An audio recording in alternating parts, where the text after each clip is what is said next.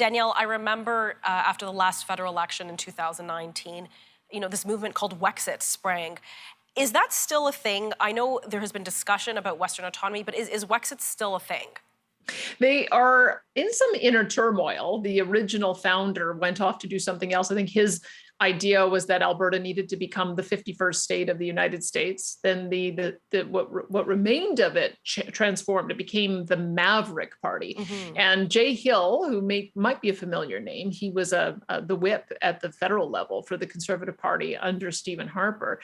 He's decided that if Stephen Harper hasn't been able to fix the country, no one can. So that's why he is now leading that movement.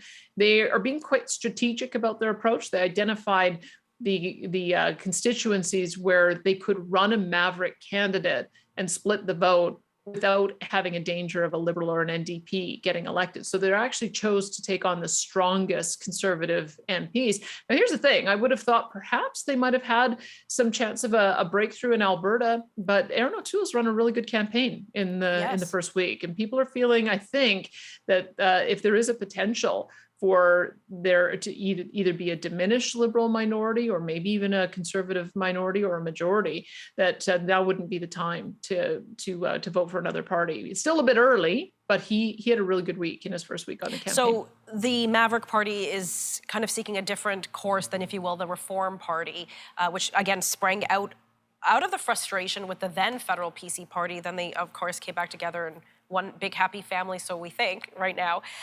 Their motto, the West wants in. Now Wexit, the West wants out. What has changed? I think what has changed is the sense that the rest of the country just doesn't get Alberta. I mean, when you have a federal government that comes in and their first decision is to cancel the Northern Gateway project, their second decision is to drag their feet on Energy East and have that project canceled.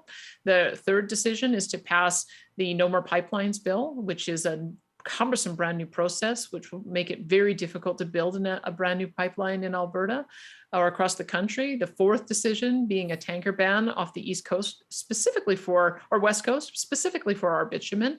A fifth problem, when Keystone XL got canceled, just basically telling Alberta, move on, we've got other bigger issues. I think that when you have the cumulative effect of those decisions impacting our ability to generate wealth for ourselves and for the rest of the country.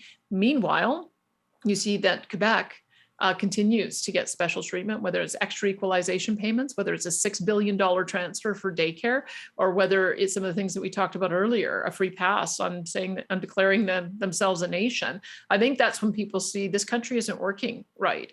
If Alberta is constantly on the receiving end of bad policy, and Quebec is constantly going to be the favored child, that's always going to create division. And it doesn't need to be that way. I mean, every province has its own authority. Every province has its own strengths and merits, and every province should be treated with the same respect.